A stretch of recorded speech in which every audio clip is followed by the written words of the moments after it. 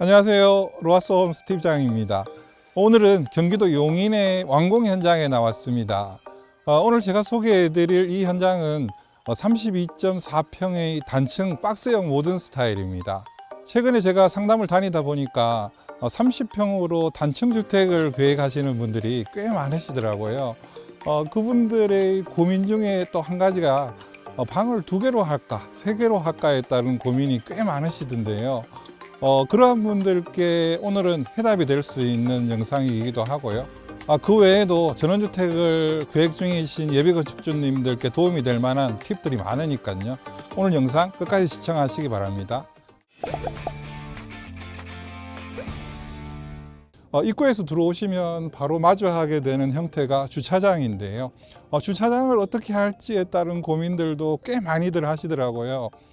바닥에 그냥 차도 블록만 깔까? 아니면 콘크리트만 칠까? 아니면 그 상태로 그대로 그냥 포치형 지붕을 올려가지고 지붕만 할까에 따른 고민이 많으시던데요.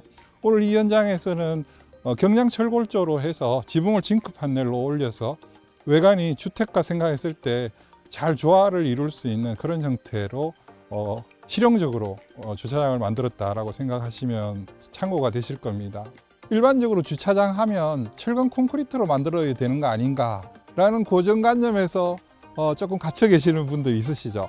오늘 이 현장을 둘러보시면 이렇게 바닥 형태로는 콘크리트 기초공사를 할 때, 우리가 주택 기초공사를 할 때 바닥 공구리를 쳐놓은 상태에서 이렇게 경량 철골조의 지붕 징크형 판넬을 이용하고 각 파이프를 기둥 삼아서 이렇게 간편하게 주차장을 만드셔도 전혀 주택하고 이질감이 느껴지지 않을 정도로 괜찮다 하는 것들 한번 참고하시면 좋을 것 같습니다.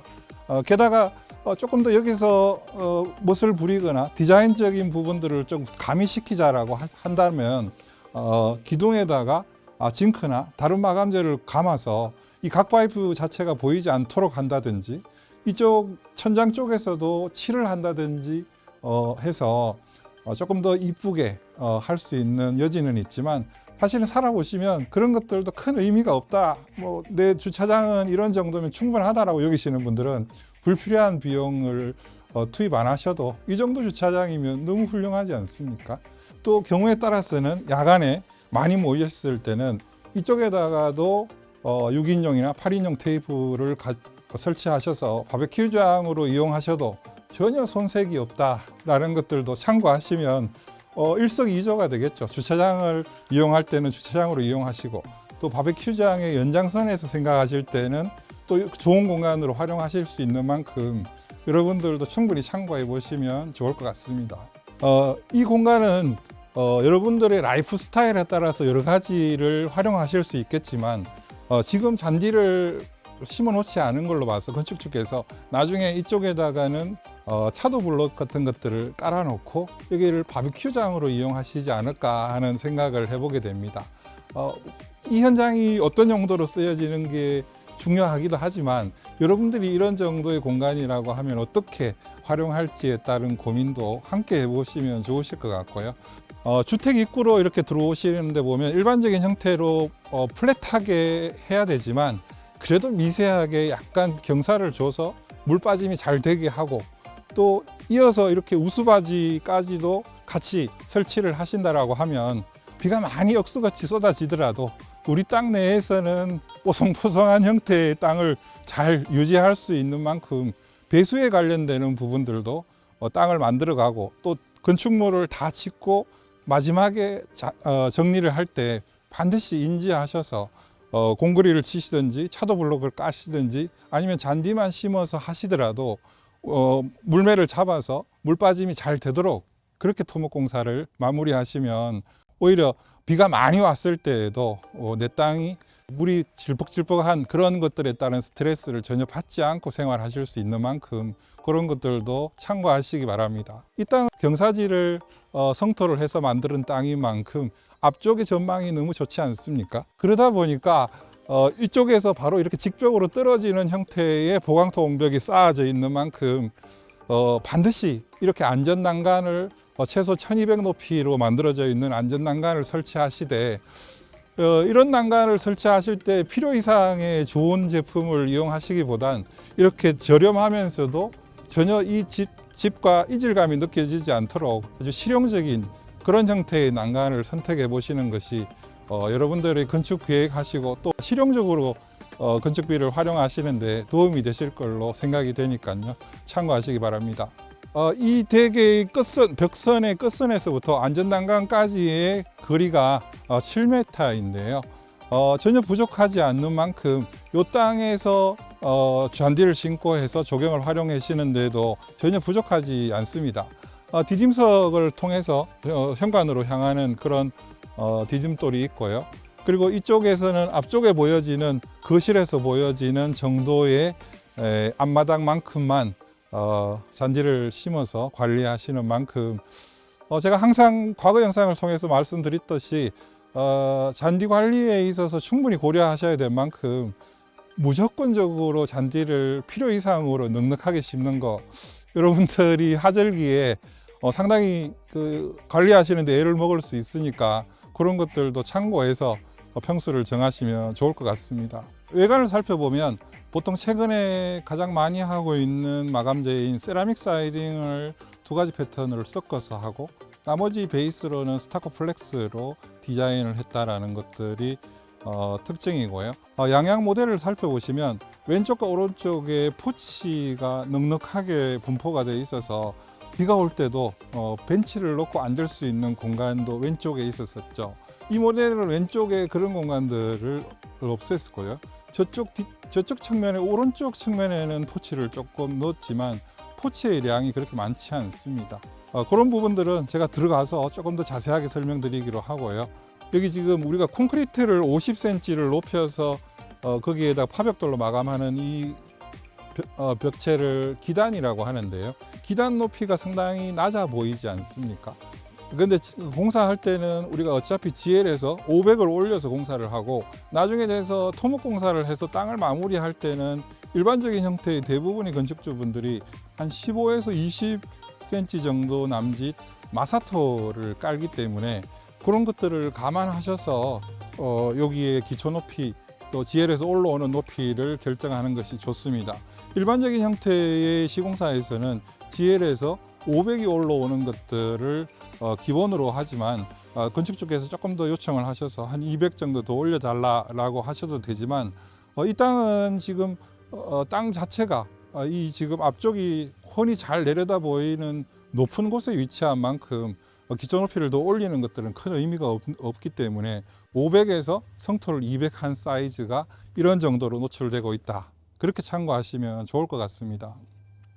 외장재로는 세라믹 사이딩이 이런 형태의 패턴도 있고요. 또 이쪽 벽체로 지색 패턴 컬러도 있기 때문에요. 이 두 컬러를 적절하게 조화롭게 디자인하고 스타코 플렉스를 베이스로 해서 그렇게 또 징크도 간간히 포인트화 되어 있는 그런 디자인이라 할 수 있겠습니다.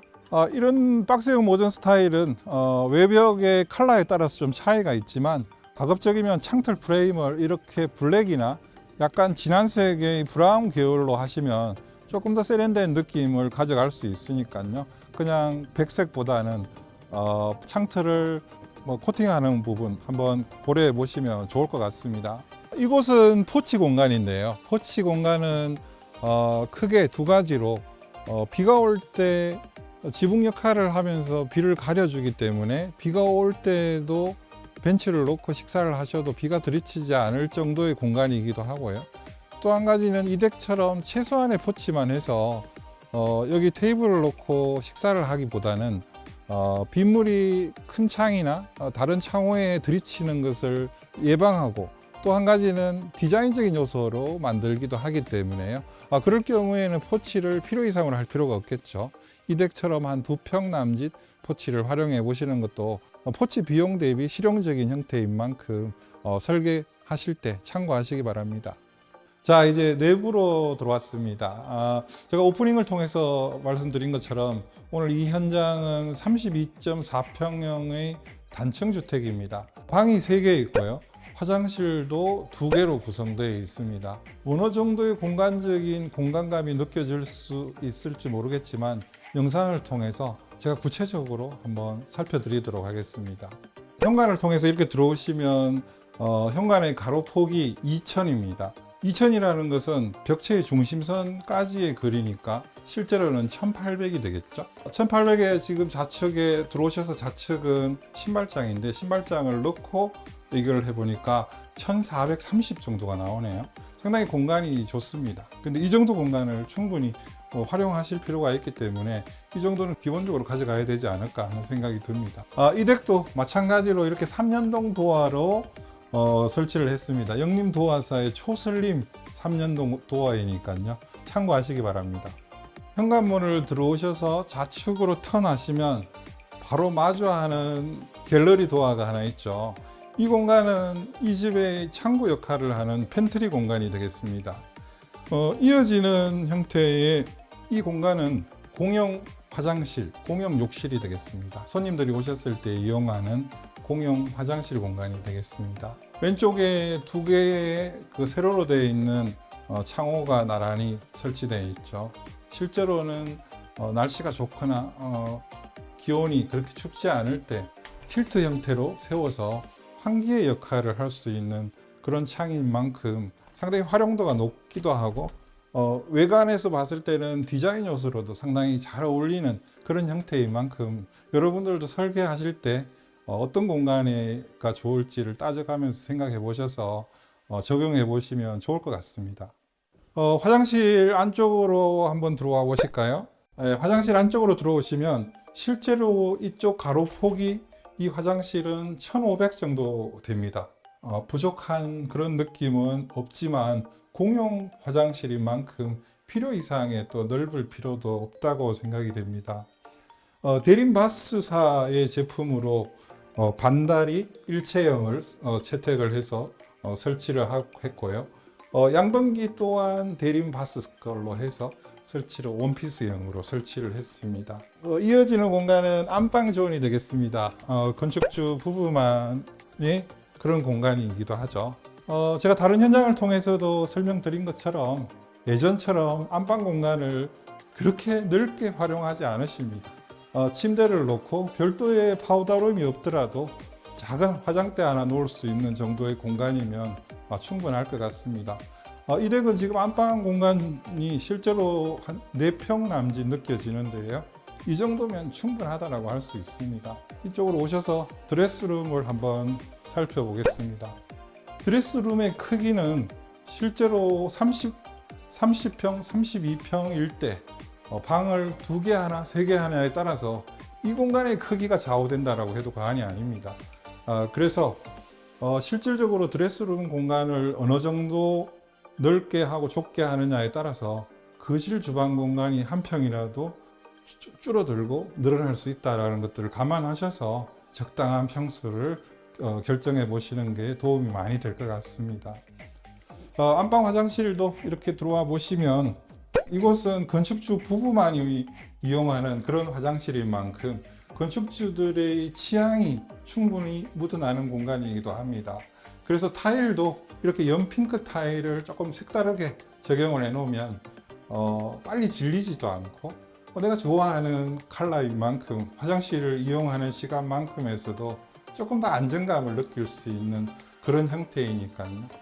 타일 선택에 있어서 또 타일 패턴 컬러 선택에 있어서 신중하게 결정하시는 것들도 인테리어 활용에 많이 도움이 될 테니까요. 참고하시기 바랍니다. 현관에 들어오셔서 이제 오른쪽으로 오시게 되면 거실 주방 존이 되겠습니다. 이 덱에서 제일 중요한 인테리어 포인트라고 여겨지는 공간인 만큼 상당히 신경을 많이 쓴 공간이기도 합니다. 실제로 오픈 천장이라고 하면 보통 1.5층 오픈 천장을 저는 가급적이면 그렇게 하시라고 권해드립니다. 단층 주택이나 2층 주택이나 이거 이상으로 필요 이상으로 높을 이유가 없는 거죠. 특히 이 덱은 오픈 천장의 천장을 보면 실제로 지붕이 있는 형태의 경사 형태에서 단차를 주면서 입체적으로 하는 그런 형태에서 벗어나서 우물천장 느낌으로 평천장화 했다라는 것이 이 덱 오픈 천장의 특징이라고 할 수 있겠습니다. 로하스 홈은 자화자찬인 것 같아서 조금 민망하긴 하지만 그 어느 회사의 분들을 보다도 오픈 천장에 따른 디자인이 아주 우수하다라고 그렇게 알려져 있으니까요. 여러분들이 혹시나 내가 어떤 천장으로 어떤 오픈 천장의 디자인을 할까에 따른 고민도 전혀 하실 필요가 없는 것이 여러 가지 패턴을 선보이시면서 추천해 드리니까요. 거기에서 고르시기만 하면 될 정도이니까 인테리어 협의 시에도 별다른 고민이 필요 없을 정도입니다. 이 천장을 제가 조금 전에 한번 측정을 해봤더니 제일 높은 면이, 그러니까 탑에 되는 면이 3,800 정도가 나오더라고요. 위에 보시는 것처럼 이 오픈 천장은 우물 천장 느낌으로 단차를 줘서 간접을 잡아 놓은 형태이니까 이렇게 단차가 내려져 있는 이 벽체까지는 15cm 정도가 내려져 있어서 입체감이 있도록 그렇게 활용해서 디자인했다 하는 것들이 특징입니다. 그러다 보니까 웬만한 남자분들이 사다리를 놓고 매립등을 교체할 수도 있는 높이가 아닐까 하는 생각을 해보게 되니까요. 여러분들도 무조건 지붕 생긴 대로, 천장 생긴 대로 그 오픈 천장의 인테리어를 활용하시기보다 조금 낮아지더라도 평천장으로도 활용해 보시면 많이 도움이 될 것 같으니까요. 참고하시기 바랍니다.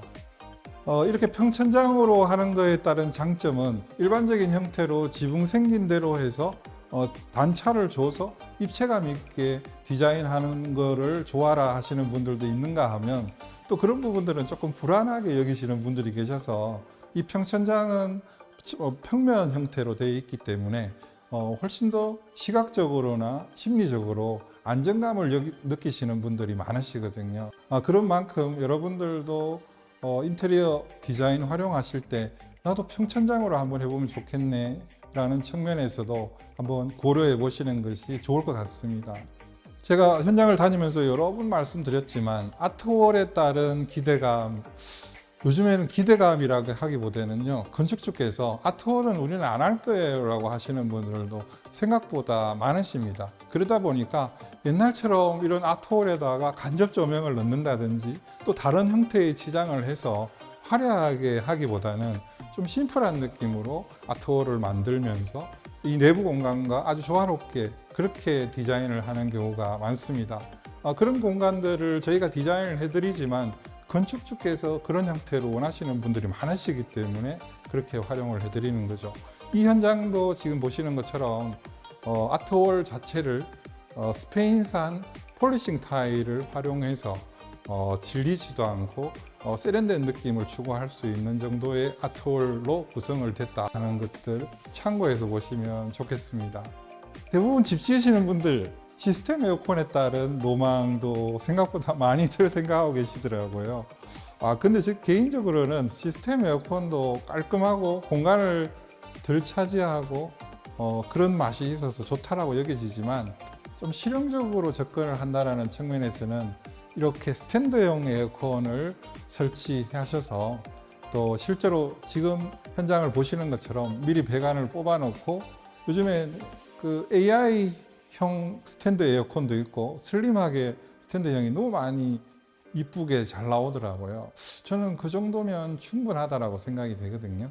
여러분들께서는 어떻게 계획하시는지 모르지만 스탠드형의 에어컨을 또 벽걸이형 에어컨을 설치하시는 분들은 미리 이렇게 공사할 때 배관을 빼놓는다라고 하면 이 댁도 지금 며칠 후에 그냥 에어컨을 설치할 예정이거든요. 그냥 연결만 하면 되도록 이렇게 쉽게 간편하게 할 수 있도록 미리 계획이 되면 좋을 것 같습니다.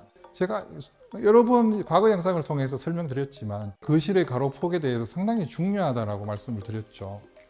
다른 공간 이상으로 중요한 공간이 이 거실의 가로폭입니다.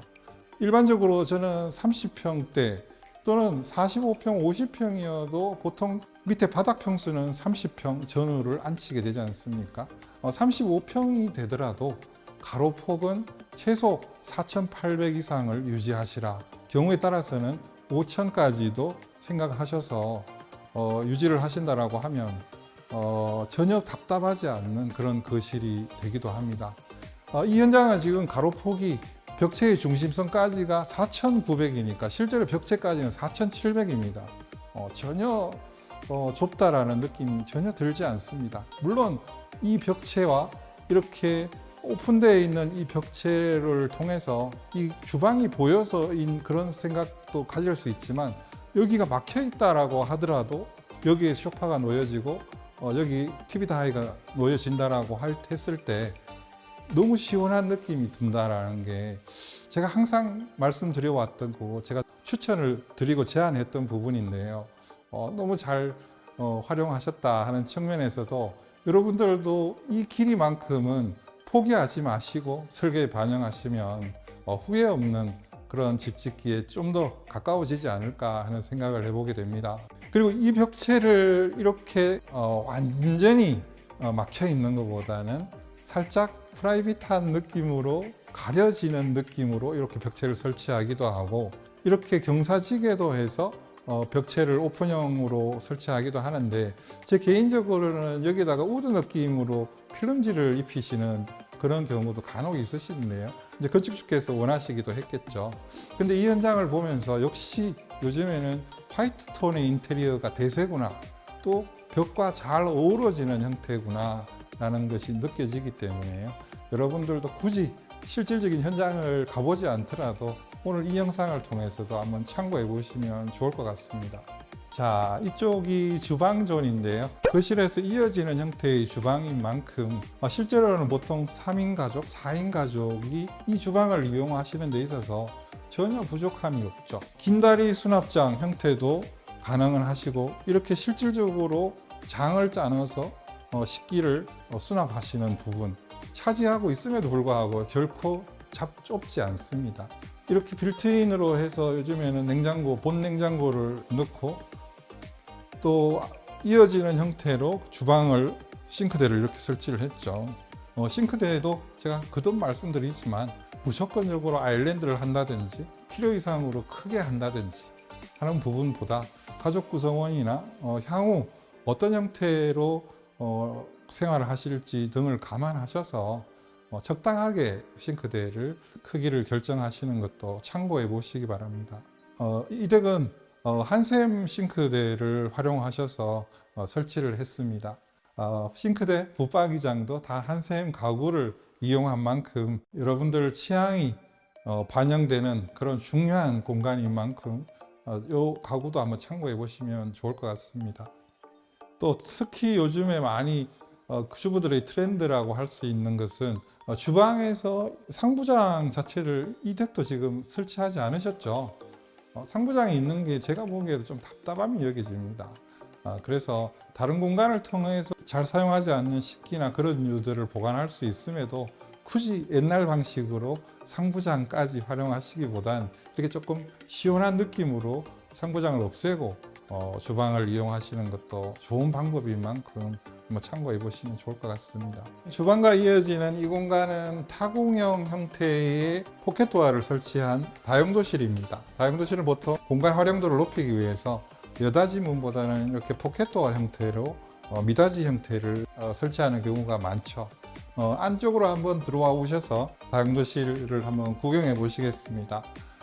다용도실에 들어오시면 이렇게 건식으로 하실지 습식으로 하실지를 건축주께서 결정을 하셔서 어떤 형태로 여기 난방을 넣을지 말지까지도 결정을 하시거든요. 이 댁은 지금 건식으로 다용도실을 활용하시는 거나 마찬가지니까요. 여기 지금 보시는 것처럼 실제로 세탁기 외에는 다른 수도는 설치되지 않았습니다. 그래서 실제로 여기 다용도실에서 내가 손빨래를 하거나 다른 물을 활용하시겠다 라고 하면 당연히 수도를 설치해 달라고 하셔야 되겠지만, 이 댁은 건축주께서 건조기와 세탁기를 직렬 형태로 설치해서 요구에 따른 것들만 물을 활용하시기 때문에 바닥을 물청소를 한다든지 이런 것들을 활용 안 하시기 때문에 그냥 건식으로 했다는 것들도 참고해 보시면 좋을 것 같습니다. 요즘에는 전원주택에서 난방 연료를 LPG를 활용하시는 분들이 꽤 많아지셨죠. 그러다 보니까 이처럼 다용도실에 보일러 기계만 설치하고 이쪽 연도를 통해서 일산화탄소나 일산화가스가 배출이 되고 이쪽을 통해서 LPG 가스가 공급되는 형태이기 때문에 별도의 보일러실이 필요 없다라는 것들이 장점이 될 것입니다. 방 2 한번 들어가 보시겠습니다.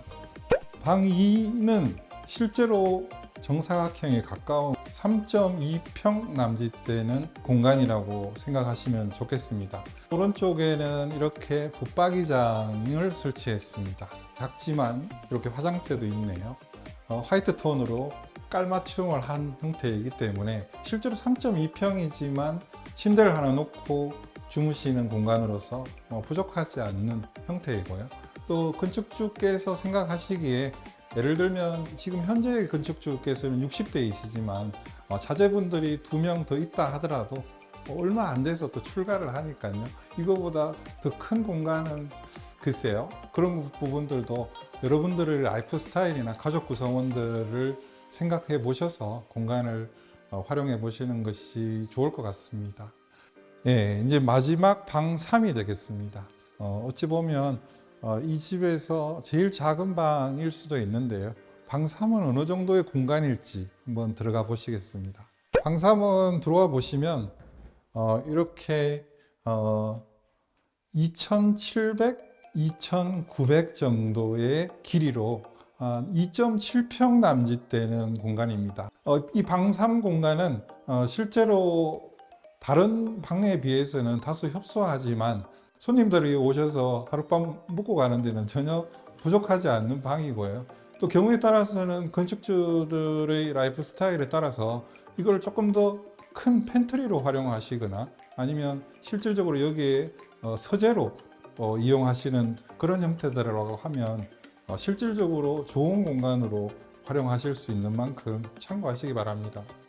자, 오늘 제가 용인 신축 현장에 나와서 32.4평 박스형 단층 모델을 보여드렸습니다.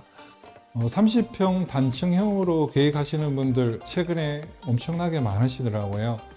그분들이 어찌 보면 고민거리 중에 하나가 방을 2칸으로 할까? 방을 3개로 할까?에 따른 고민이셨습니다. 그분들이 또 화장실은 대부분 다 2개를 활용하시려고 하시는 만큼 제가 보기에는 30평의 사이즈를 그냥 고정시켜 놓고 방 개수를 정하기보다는 화장실 2개, 방 2개일 경우에는 30평 정도가 적당하지만 오늘 현장처럼 방이 3개일 경우에는 33평 정도로 활용하신다라고 하면 실질적으로 제가 느끼기에는 이 댁의 가족 구성원 수가 4인, 심지어는 5인이 활용하시더라도 전혀 부족하지 않다라고 제가 생각될 정도로 공간이 좋은 만큼 평수를 결정하실 때 충분히 고려해 보시면 좋겠습니다. 제가 보기에 30평에다가 방 3개도 가능하지 않습니까? 라고 하시는 분들이 있으시거든요. 글쎄요, 가능은 합니다. 근데 우리가 주된 것들이 거실 주방을 가급적이면 좀 크게 이용하시려고 하시다 보니까요. 상대적으로 30평에다가 억지로 방을 3개 넣는 느낌, 저는 그런 느낌을 많이 받아왔거든요.